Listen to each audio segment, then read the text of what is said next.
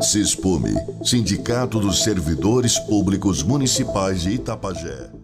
E tem que ser cobrado, né, via ofício, tudo dentro da lei, para depois não vir a pecar por omissão. Então, eu não sei o que é que a gestão pensa que um dia vai conseguir colocar um conselho, que este conselho que ela pensa vai ser votado aqui no sindicato, e qual é o servidor que é ligado à gestão que vai vir se candidatar para o conselho da CAPES? Qual é? Aquela servidor que não pode falar, que não pode denunciar, o que é que ele vai vir fazer aqui diante de uma assembleia? Ele vai ter essa coragem? Ele sabendo que ele não vai poder abrir nem a boca? Eu acho que ele não vem. Então, os servidores não são abestados, não. Eles escolhem aquele servidor que eles acham, que eles têm certeza que vão defender o direito deles. Porque a gente está lá representando os ativos, os aposentados, ninguém coloca lá pessoas para dizer amém, não. Para ver uma dívida de mais de 2 milhões e não denunciar, não. Então, para que ia servir o conselho da CAPES? Então, a lei é bem clara, a CAPES é governada pela diretoria executiva e pelo conselho. E o conselho atuante, né? O conselho atuante.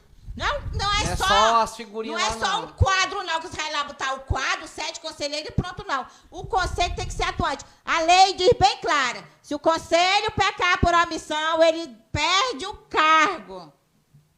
Ele pode ser exonerado. E aí a gente chama o suplente é exatamente para isso. O conselheiro que está lá, que não abre a boca, que não tem coragem de assinar um ofício para o Ministério Público, então não é para ele estar lá, não. Não é para ele estar lá. E, aliás, a gente pode tirar ele.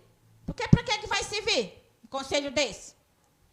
Então, senhora gestora, mostre que a senhora tem interesse pela nossa Caixa de Previdência. Faça bonito. Eu vi uma entrevista da diretoria executiva da Irauçuba.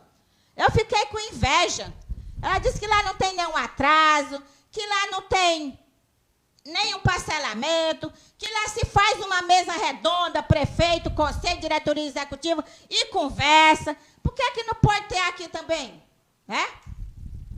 Por que a gente não pode caminhar junto? Se a senhora não quer ser cobrada, então não atrase. Nós vamos elogiar, porque a gente faz isso. No dia que a senhora tiver pago a CAPES, que não tiver nenhuma dívida, nós vamos falar aqui. Nós vamos elogiar. Nós vamos exaltar o seu nome como a primeira gestora que não tem nenhuma dívida atrasada na CAPES, né, Cid? Nós vamos fazer isso.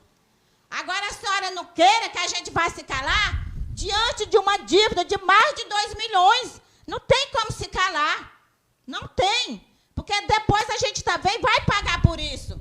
Depois que no Ministério Público, a Procap, o Ministério da Previdência vier cobrar essa dívida, porque eles têm essa dívida lá, eles têm este relatório. Tanto que é verdade que eles têm, que eles não emitem o CRP. Por que Itapajé não tem CRP? Porque está lá a dívida. Não precisa da gente estar mandando a dívida para eles, não, porque todo mês é enviado um relatório. E Itapajé, todo mundo sabe que está inadimplente desde 2014. Zeuda, interessante aqui também é que a prefeita disse que não pagava a dívida com a CAPES porque era um valor, a alíquota patronal estava muito alta e a suplementar muito alto, aí não pagava por isso. Foi o que a prefeita fez.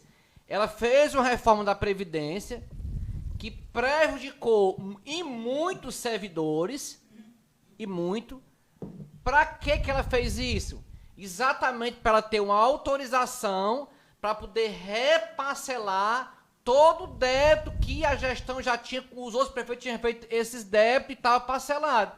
Então, os prefeitos, antes da prefeita atual, estavam pagando um valor mais de 100 mil reais de parcelamento para a CAPES. Foi o que ela fez agora. Ela nem está pagando o dela agora e ainda pegou o débito anterior e ainda reparcelou para diminuir o débito anterior. Em outras palavras, essa prefeita fez pior do que os ex-prefeitos. Porque o ex-prefeito, ele não pagou a CAPES também, não pagou, não foi um bom gestor para a CAPES, mas pelo menos ele estava pagando os parcelamentos. E ele não reparcelou o que tinha de débito. E agora nós temos uma situação pior. Nem paga a sua dívida e ainda a dívida que os outros já estavam pagando, ela ela diminuiu o valor das parcelas, mesmo sacrificando os servidores. Quem ia se aposentar agora com 50 anos de idade vai ter que trabalhar mais 7 anos para se aposentar. Mais 7, quer dizer, ela nem pensou naquela pessoa que já está doente, com depressão, problema na garganta, pessoas que estão aí já não aguentando mais, contando os dias para se aposentar. Ela empurrou essa aposentadoria para mais 7 anos na frente. Alguém me pergunta, mas elas não eram obrigadas a fazer isso, não? Era não.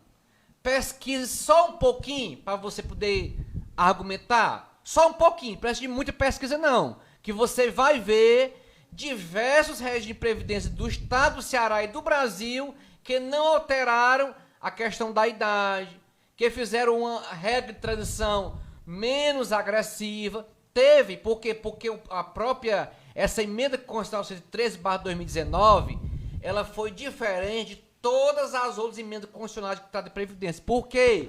Porque ela permitiu ausentes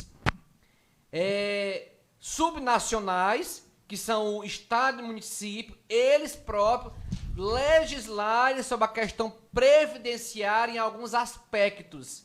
Ou seja, não foi uma emenda impositiva, houve uma flexibilização e pela primeira vez os municípios e estados puderam criar regras que eram diferentes das regras nacionais. É bom você estudar um pouco sobre reforma da Previdência e ver a diferença entre essa reforma e as reformas anteriores. Reforma a emenda 20 de 98, a emenda 41 de 2003, quer dizer, foram reformas que foram feitas que eram impositivas. Essa de 2019 foi diferente. É isso aí que a gente precisa entender para ver que ela tinha a liberdade de fazer diferente e não fez. Pois é.